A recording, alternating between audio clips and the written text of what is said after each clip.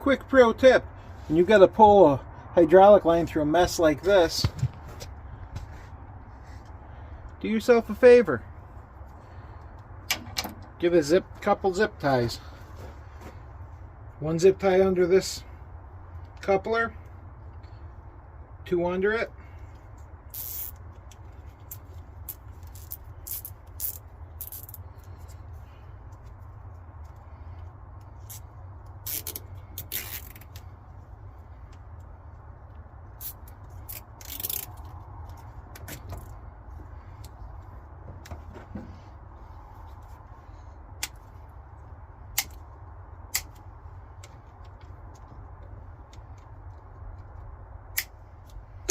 Now when you pull it through, it just goes through nice and easy.